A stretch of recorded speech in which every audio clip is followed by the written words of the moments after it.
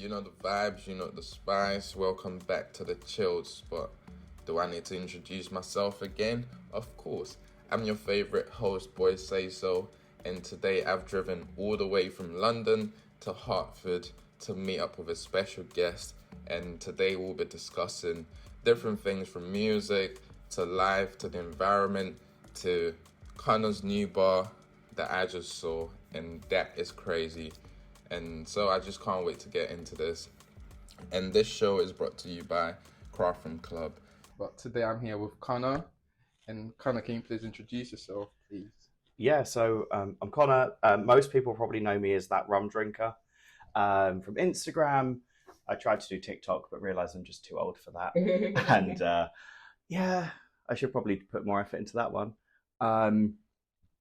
Started a rum blog back in like January and then forgot about it and realised I need to start doing that again back in like May, June. And that's been going well. And yeah, just a rum enthusiast with quite a few bottles. Yeah, and I can see. yeah. See. And also thank you for bringing me here. This is a special bar. Never seen this before. It's a pretty cool home unique. bar, yeah.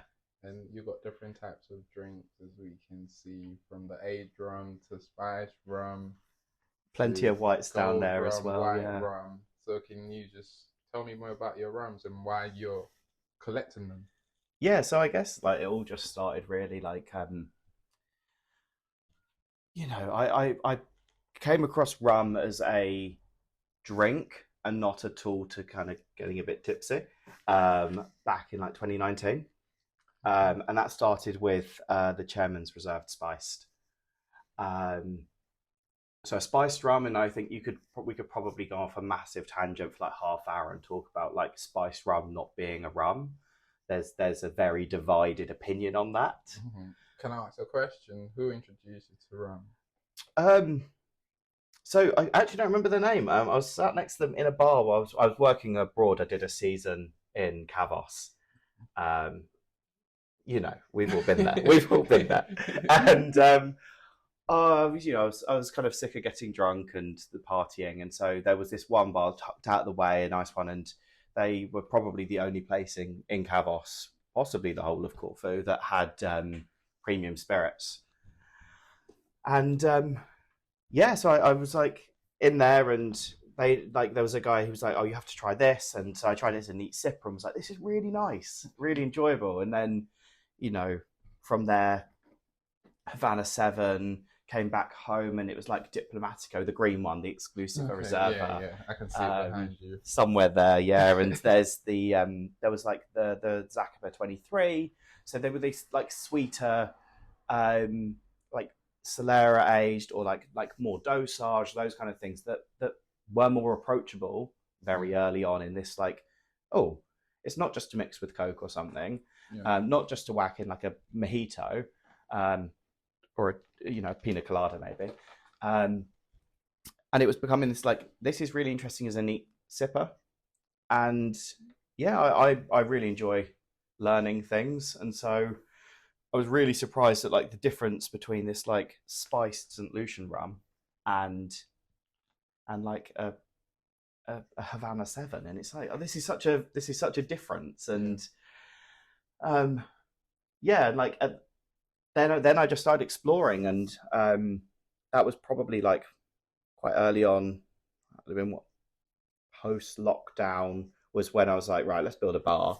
And I can see you done a good job as well. Yeah, I mean, I have to shout out my brother. Really, like he's a pretty good carpenter. I'm hoping he won't listen to this, so I don't have to praise him too much. I can see from what he's done. Would you recommend him to like get some of this done for other people? Yeah, I mean, he's not done this for anyone else, so I feel pretty special. I mean, I had to proper twist his arm to like get him to finally do it. But yeah, it was. I mean, so I like hosting. I like being able to have a chat, and so I spend far too often stood behind my bar lecturing my friends when they come over, and I'm like, they're like, can I get a like a gold rum or this rum? I'm like, right, what does that mean? And so then like, I wanted to understand that better myself. Okay. So when people are talking about like white, gold, dark, black rums, spice rums versus English, Spanish, French style, and because you've got the rum, the ron, and the room, and RHUM. Never really know how to say it. I'm going with rum, which sounds close enough, I guess. So would you say with your friends and just having them here, having a conversation? Oh yeah, they're sick of me. Just like educating them about rum. Do you feel like they're more interested in like trying a new rum or just exploring rum in a whole different world? So I think they tolerate me. There's an element of that, but yeah. I think when someone's passionate about something, it's kind of infectious. Like I don't like football. My friend supports Arsenal. I don't know if that's a good or a bad thing, but when he's like got really excited and he's talking about a game, I'll listen. Sometimes I don't. I want him to stop talking. I'm like, okay, I know nothing about football. Like. Well, you watched the England game. I'm not a football person. So you didn't? Okay. No. I personally watched the end, but a lot of people was kind of like excited. But I just knew, all right, I just want to drink a glass of rum and at least watch the game. But I only did that during. Yes, I missed one driving back from Manchester Rumfest. Okay. And purposefully timed my trip to when it was on, so the roads would be quieter. So I was like, I basically did everything in my power to avoid watching the game. And it was fine. I listened to a rum podcast and some country music. It was like, cool, this will do. That's cool. And then they tolerate me a bit, but I think like my friend now comes over and he doesn't want to try some of the especially some of these, like we've got 54 ABV and 69% ABV, and they're punchy, they're bold, So sipping. Someone that's never like drank rum before, what rum would you introduce them to start off with? I mean, I'm always, because you've got a lot of collection. You've got different types of rum that I can see, even Angostura, like 1824 to the 4 square rums. So, but what would you introduce? That's the thing. I think new rum lover. Yeah, I've got such a variety because I've really enjoyed exploring. And for ages, I was like, I don't like French style. Agricole is like just not for me. The cane juice rums, and is there a reason? And I think just when I tried them, I wasn't ready for the one I tried. Put me off. Okay. And it was the same for like really like high ester pot still funky Jamaicans. I had one too early on and was like, what is this? Like, it hurts. Why is it burning? And like I'd gone from like drinking like I think that tasting session, I'd had this like 54% Barbados Bajan rum and was like, okay, cool. I go to a 42% Jamaican and I'm suddenly crying. I'm like, okay. So I was like, maybe I just don't like that style. And I've since then, like, I learned a little about. I'm not a rum geek. I think I'm not super knowledgeable about like fermentation cycles and high esters and all that stuff. But you just love your rum. I love my rum. I love exploring, and like that's why I've got so many styles. Like I've started building a rum database of like all of my collection by characteristics, and that's a very long-winded way to answer. But the best thing you could do to start your journey into rum is try a bunch of different things, and don't rule something out. So if you try 3 different spiced rums, one of them you might really like, 2 of them you might really dislike. I don't particularly like big orangey flavors. Not something that works for me. Okay. Just not a flavor profile I enjoy. Just generally in life, I don't eat oranges. I think I typically avoid the orange M&Ms. I've gone that severe, but so I don't like that. But there's loads of spice rums I do like, and the same way that even as recent as like 6-7 weeks ago, I was at a rum tasting event in Shoreditch. We were tasting the Hampton estate. Okay. So Jamaican, estery, pot still, funky. They're good rums. I tasted at the boat party that like that was hard. Nice. Yeah, I mean, and that's the thing. But like you say, that it's about that like approachability. Like there were 3 of the 6 we tried where I was like, don't like them. Just not for me. Like I don't enjoy that. But there was one which, and we're doing these like either blind or semi-blind or like with very little knowledge tasting it. And then afterwards I find out the information, I look it up. And so I do a lot of blind tastings for that reason. But the one I liked the most was like 500 grams per litre of esters, really high. And I was like, what do you like about it? I don't know, it just the full profile of it, the full body. So like a combination of like what I was getting through on the nose, those aromas, and these like the different profiles. Like, you know, it's got a decent mouthfeel, it's got a nice finish, it's got certain characteristics I like, and the ones that I might not like as much, like just say like the real funky things that you might say of like overripe bananas or like almost rotting fruit. It had those, but in the right balance. Okay. And I think that's what it is. It's all about balance. And so, yeah, if you're trying rum for the first time, you're going in. Okay. We've all had a rum of some sort. Yeah. It might only be like, you know, something with an octopus or a pirate on the label, and you know, and that's fine. Everyone has to start somewhere. Like, definitely, I enjoy a Kraken and Coke. If I'm out and like a bar doesn't have a great thing, not really a lager drinker, and if they don't have a good Guinness on draft or they can't pour a good Guinness, I'll be like, okay, Kraken and Coke will do me good. Like, that's fine. Like, obviously, if I'm gonna like drink rum, probably going to do it at home or at like a rum event where I can like have a conversation, or, you know. So when drinking your rum, do you, like you said earlier, you get your friends to come in, DJ. So do you like rum and music? Do you like listening to, what type of music do you like listening to when drinking your rum?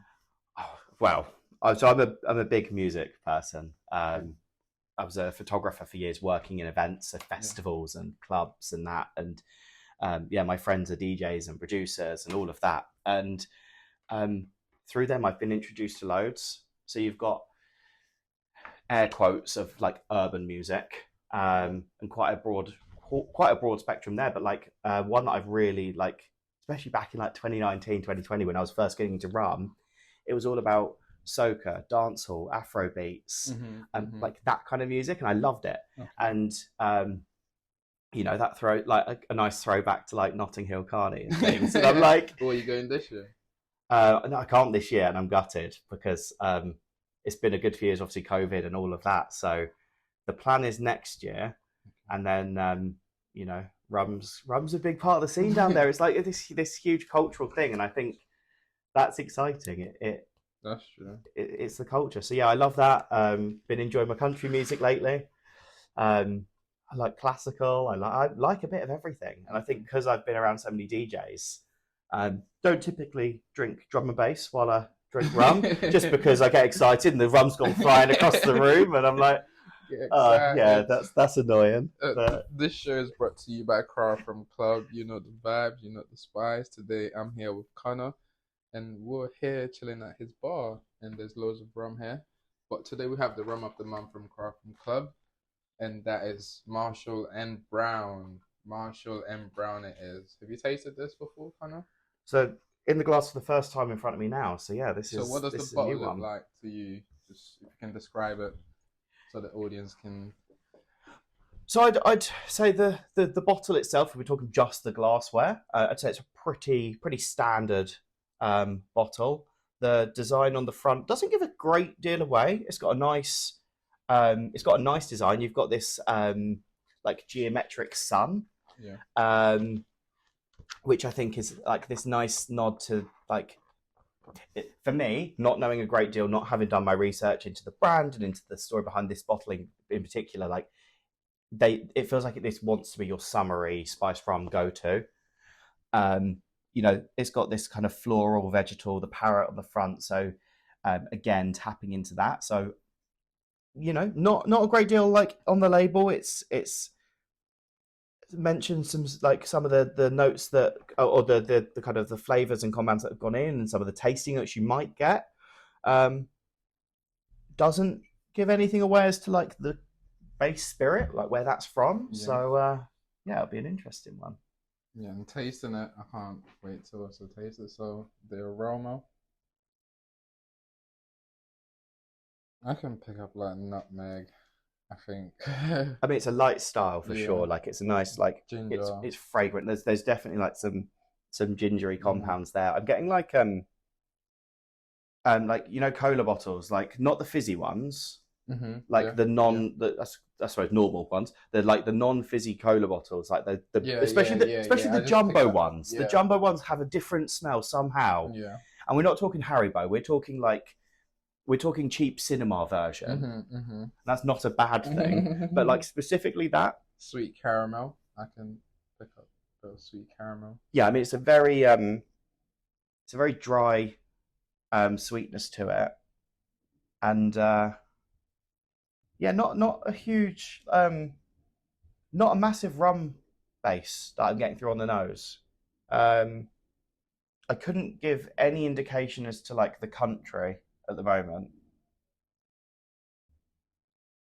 So let's take. I'm gonna have to go in, yeah.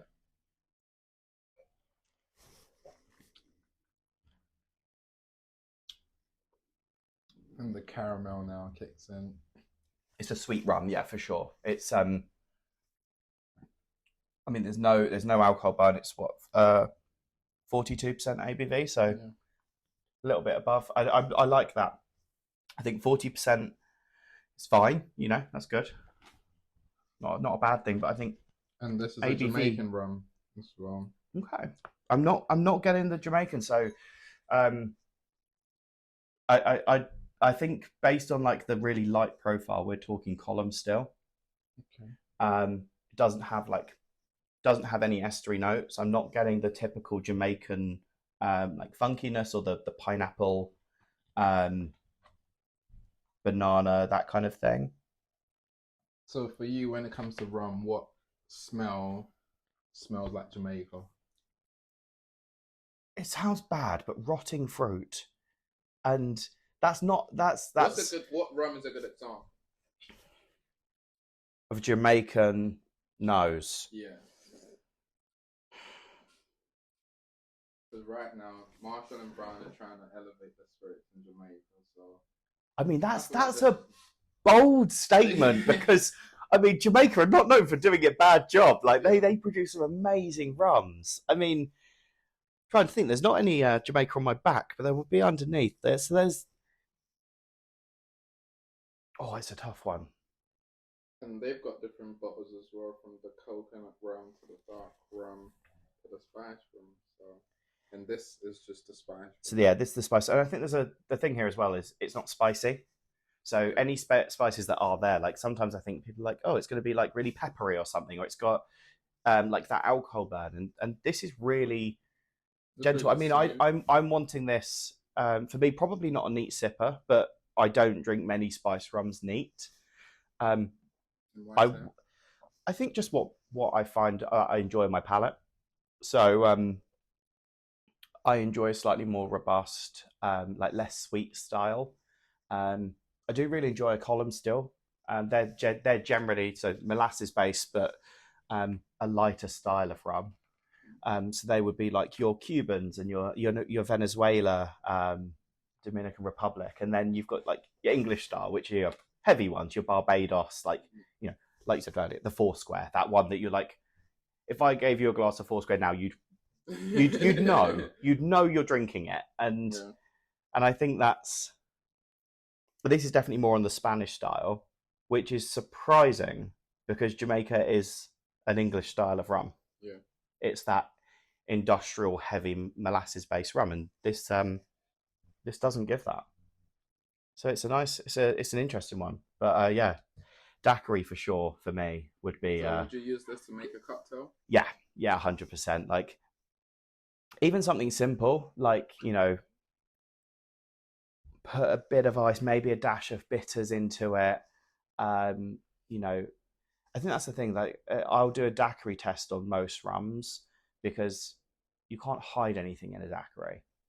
So it's three ingredients. You can't hide anything. Well, you can't hide it because like the spirit is still such a like. If I give you a pina colada, you wouldn't know if I've given you a 300-pound rum or a 13-pound rum. If I give you a daiquiri, you'll know the difference because you're putting a 4-to-1 ratio of rum, lime, and sugar, and you can't hide the rum in that, and so you're still getting this like real big, like the rum carries the cocktail with this like little bit supporting it and like amplifying it.